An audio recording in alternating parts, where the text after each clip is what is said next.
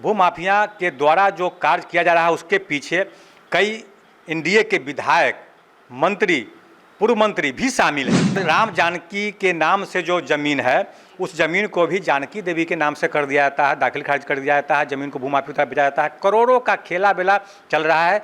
जो गरीब गुरबा लोग हैं उनको कोई देखने वाला नहीं है। और अभी तक जो एफआईआर दर्ज भी की गई, ट्रू किया गया, उसके बाद किसी की गिरफ्तारी नहीं हुई। वहाँ के पश्चिमी के डीएसपी साहिबा हैं, वह 10 दिन 15 दिन के अंदर में उसे भूमि विवाद बताते हुए उसे असत्य करार देते हैं। जब प्रेशर पड़ता है, मैं धन्यवाद देना चाहता हूँ डीआईजी मुजफ्फरपुर और एसएसपी मुजफ्फरपुर को कि उनके संज्ञान में आने के बाद यह पुनः उसी डीएसपी के द्वारा यह मामला को सत्य बता करके और पर्यवेक्षण टिप्पणी निकाली जाती है।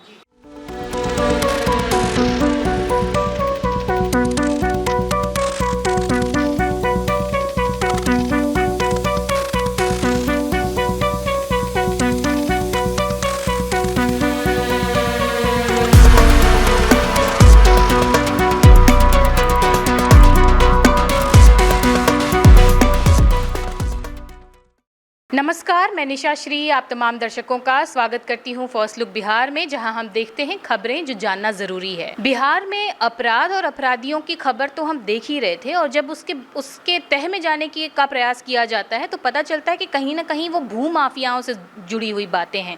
क्योंकि अभी यहाँ पर जो है वो ज़मीन सर्वेक्षण का काम चल रहा है। काम के साथ साथ इसमें धांधली की भी जो है वो खबर आए दिन हम सुनते रहते हैं मीडिया के माध्यम से। ऐसा ही कुछ मामला हमारे ज़िले में भी प्रकाश में आया है, जिसका संज्ञान लेते हुए आज भारतीय सार्थक पार्टी के प्रदेश अध्यक्ष सुधीर कुमार ओझा जी, जो कि अधिवक्ता भी हैं, उन्होंने आज प्रेस वार्ता की और इसी संदर्भ में पूरी जो मामले को उजागर किया है। सुधीर कुमार ओझा जी, आज आपका हमारे स्टूडियो में बहुत बहुत स्वागत है। धन्यवाद। और ये जो मुद्दा आपने आज उठाया, जिस संदर्भ में आपने प्रेस वार्ता की थी, ये क्या मुद्दा है? क्योंकि भू माफियाओं का तो जो है आतंक हमारे राज्य में बहुत ज़्यादा बढ़ता जा रहा है। देखिए, इस बिहार सरकार में, एनडीए की सरकार में, डबल इंजन की सरकार में सुशासन बाबू का सरकार कहा जाता है। लेकिन जब आप राजस्व विभाग की ओर नज़र डालेंगे तो भू माफियों का आज भी वर्चस्व वैसा ही है। और भू माफियों को संरक्षण देने वाले बिहार सरकार के ही राजस्व विभाग से लेकर के कुछ पुलिस पदाधिकारी भी सम्मिलित हैं उसमें, जिसका नमूना हम आज आपको पेश कर रहे हैं। सलहा जो पंचायत है एक शाहपुर में काटी में, वहाँ पर उमाशंकर और सुधा श्रीवास्तव जी का पूर्वजों का ज़मीन है, 82 डिसमिल ज़मीन, जिसको स्कैनिंग करके उनके केवला को और एक मनोवर अपने पिता के नाम पर केवला कराता है और उसको फिर कई भूमाफियों, जो भूमाफिया शामिल हैं, उसके माध्यम से उसको बिक्री करता है। पहले अंचलाधिकारी के द्वारा दाखिल खारिज की जाती है, पुनः जो 5, 6, 7, 10 लोगों को ज़मीन केवला किया जाता है उसका भी दाखिल खारिज किया जाता है। मामला प्रकाश में आने के बाद अंचलाधिकारी के द्वारा, जो काटी के अंचलाधिकारी हैं, डीसीएलआर को एक पत्र लिखा जाता है कि यह भूलवश और गलती से हो गया है, इसको रद्द किया जाए। और इतना ही नहीं, अपना बचने के लिए थाना प्रभारी पानापुर कड़ियात को एफआईआर दर्ज करने के लिए आवेदन देते हैं और पानापुर थाना प्रभारी छुट्टी पर चला जाता है, एफआईआर दर्ज नहीं करता है। इसके बाद जो पीड़िता है उनके द्वारा आवेदन दी जाती है, फिर भी थाना प्रभारी के द्वारा आवेदन में एफआईआर दर्ज नहीं की जाती है। अंत में जब इसका गुहार डीजीपी से लेकर के मुख्य सचिव तक लगाया जाता है तो आनन फानन में इस मामला को देखते हुए 4 सदस्यीय डीजीपी, मुख्य सचिव समेत कई लोगों का मीटिंग होता है और उसमें एक निर्णय ली जाती है 30/7/2025 को कि जो भी भूमाफियों के द्वारा मामला प्रकाश में आता है कि वह अगर न्यायालय से संबंधित फर्जीवाड़ा संबंधित है तो उस पर कानूनी कार्रवाई, जो नया धारा बना है बीएनएसएस के तहत, की जाए। उसके बाद जाकर के एफआईआर आरओ जो कांटी के अंचल के हैं उनके आवेदन पर एफआईआर दर्ज होती है। और खेला तो और तब बढ़ता है जब वहाँ के पश्चिमी के डीएसपी साहिबा हैं, वह 10 दिन 15 दिन के अंदर में उसे भूमि विवाद बताते हुए उसे असत्य करार देते हैं। जब प्रेशर पड़ता है, मैं धन्यवाद देना चाहता हूँ डीआईजी मुजफ्फरपुर और एसएसपी मुजफ्फरपुर को कि उनके संज्ञान में आने के बाद यह पुनः उसी डीएसपी के द्वारा यह मामला को सत्य बता करके और पर्यवेक्षण टिप्पणी निकाली जाती है। तो इतना ही नहीं है, उस कांटी अंचल में भूमाफिया के द्वारा जो कार्य किया जा रहा है उसके पीछे कई एनडीए के विधायक, मंत्री, पूर्व मंत्री भी शामिल हैं। अपने आप को ताल ठोकने वाले कांटी विधानसभा के भी जो प्रतिनिधि अभी हैं उनका भी कोई इस पर ध्यान नहीं है। और राम जानकी के नाम से जो ज़मीन है उस ज़मीन को भी जानकी देवी के नाम से कर दिया जाता है, दाखिल खारिज कर दिया जाता है, ज़मीन को भूमाफिया तक भेजा जाता है। करोड़ों का खेला बेला चल रहा है। जो गरीब गुरबा लोग हैं उनको कोई देखने वाला नहीं है। और अभी तक जो एफआईआर दर्ज भी की गई, ट्रू किया गया, उसके बाद किसी की गिरफ्तारी नहीं हुई है। यह आश्चर्य की बात है। तो मैं गिरफ्तार उन सबको मैंने करे पुलिस प्रशासन, इसके लिए मैं उनसे आग्रह करता हूं। और मैं इस मामले को, चूँकि उस अंचल में बहुत सारे ऐसे खेल, हाल फिलहाल में बिहार सरकार के उप मुख्यमंत्री माननीय श्री विजय कुमार सिन्हा जी ने कहा कि बिहार के कृषि विभाग का ज़मीन को भी इन लोगों के द्वारा ऐसा कर दिया गया है। कार्रवाई शून्य है। तो सुशासन बाबू का सरकार किस काम के लिए है?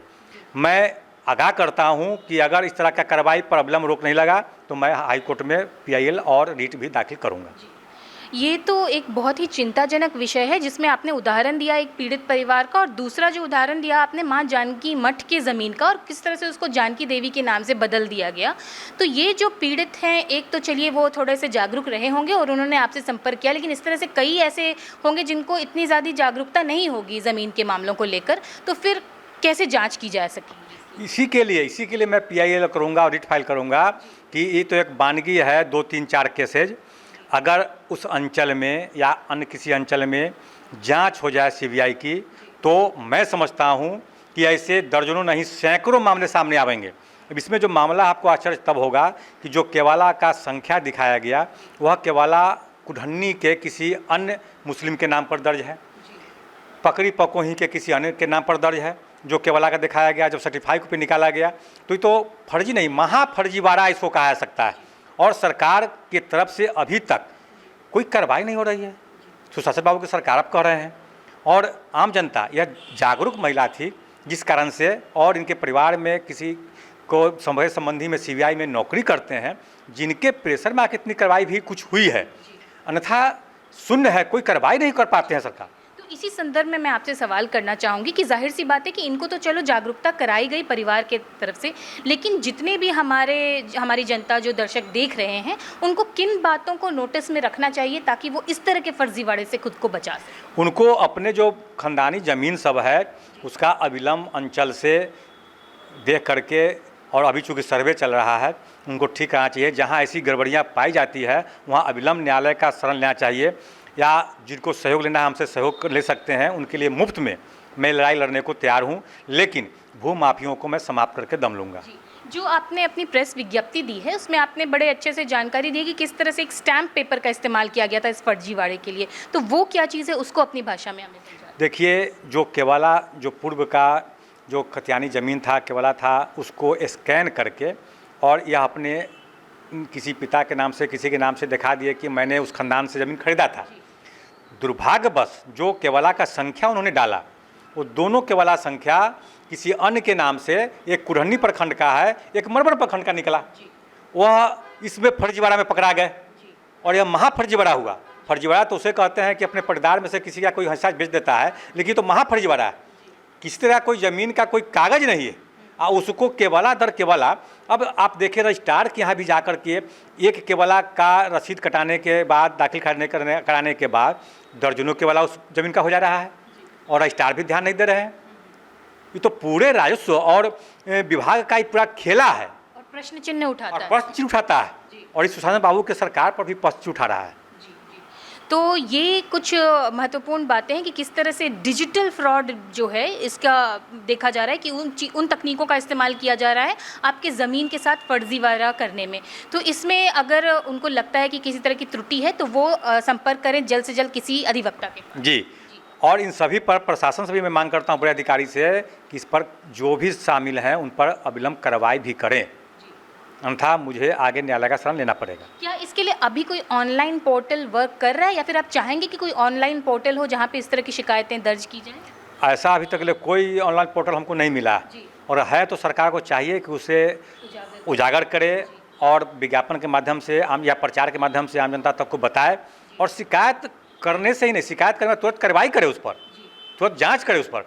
आपको अमूमन सभी अंचल में इस तरह का खेला मिलेगा। तो ये थी तमाम जानकारियां जो अभी भू माफियाओं के द्वारा ये एक तरह से षड्यंत्रकारी साजिश जो चल रही है ज़मीन को दाखिल खारिज करने को, और इस तरह के कई तरह के मामले हैं जो संज्ञान में आते रहते हैं। जो कुछ जागरूक जनता है उनको पता नहीं कितने सारे भोले भाले लोग होंगे जो कि इस चक्रव्यूह में फंस चुके होंगे।